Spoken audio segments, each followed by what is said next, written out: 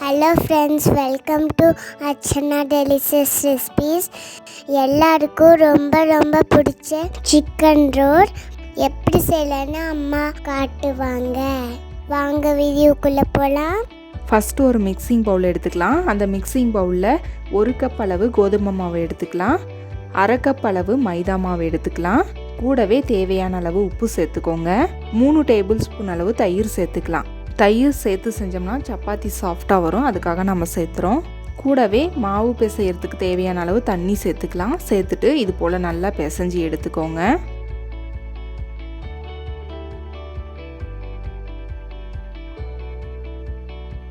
பாருங்கள், இந்த அளவுக்கு சாஃப்டாக பிசைஞ்சு எடுத்துக்கோங்க. மாவு காயாமல் இருக்கிறதுக்காக மேலே கொஞ்சமாக எண்ணெய் சேர்த்துக்கோங்க. இதை 1/2 hour போல் அப்படியே வச்சுருங்க. 1/2 hourக்கு அப்புறம் நம்ம சப்பாத்தி செய்ய ஆரம்பிக்கலாம். நமக்கு சப்பாத்தி எந்த சைஸ் வேணுமோ அந்த சைஸ்க்கு நம்ம தேய்ச்சி எடுத்துக்கலாம். இப்போ நம்ம சப்பாத்திக்கு உள்ளே வைக்கிற ஸ்டஃப்பிங் செய்யலாம். அதுக்கு ஒரு கடாயை சூடுபடுத்திக்கோங்க. கடாய் சூடான உடனே தேவையான அளவு ஆயில் சேர்த்துக்கோங்க. 1/4 டேபிள் ஸ்பூன் அளவு சீரகம், கொஞ்சமாக கருவேப்பிலை, ஒரு பெரிய வெங்காயத்தை சின்னதாக கட் பண்ணி சேர்த்துக்கோங்க. சேர்த்துட்டு இது போல் ஒரு டைம் நல்லா கலந்து விட்டுருங்க.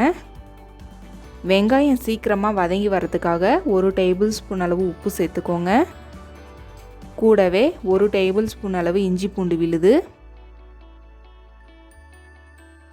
கூடவே ஒரு மீடியம் சைஸ் தக்காளியை சின்னதாக கட் பண்ணி எடுத்து வச்சுருக்குறோம், அதை சேர்த்துக்கலாம். சேர்த்ததுக்கப்புறம் ஒரு டைம் இது போல் மிக்ஸ் பண்ணி விட்டுருங்க. நம்ம இன்றைக்கி 1/2 கிலோ அளவு போன்லெஸ் சிக்கன் எடுத்து வச்சுருக்கோம். அதை இந்த அளவுக்கு சின்னதாக கட் பண்ணி எடுத்து வச்சுருக்குறோம், அதை சேர்த்துக்கலாம். சேர்த்துட்டு இது போல் நல்லா கலந்து விட்டுருங்க. கூடவே 1/4 டேபிள் ஸ்பூன் அளவு மஞ்சள் தூள்,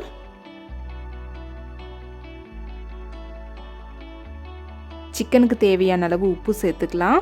நம்ம முன்னாடியே உப்பு 1 டேபிள் ஸ்பூன் அளவு சேர்த்துருக்கோம், அதனால் தேவையான அளவு சேர்த்துக்கோங்க.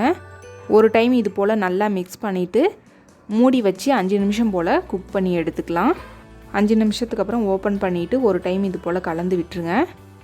இப்போ மசாலா பொருட்கள் எல்லாத்தையும் சேர்த்துக்கலாம்.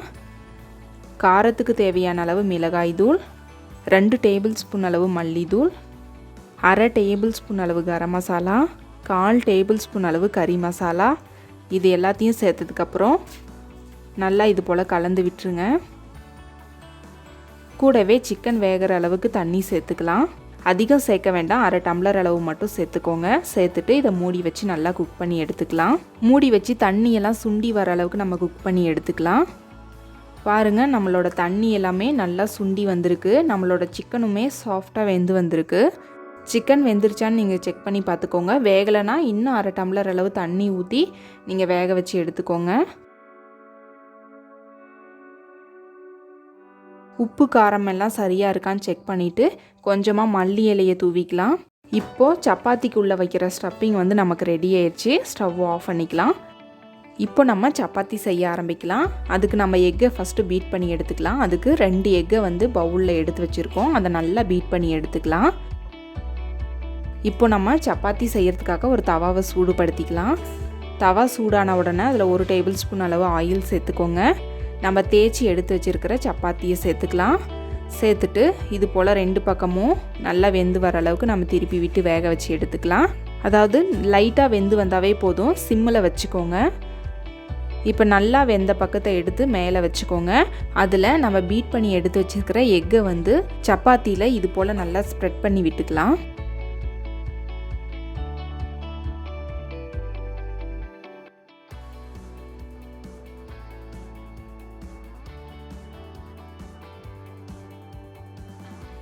இப்போ அடியிலையும் நல்லா வெந்துருச்சு.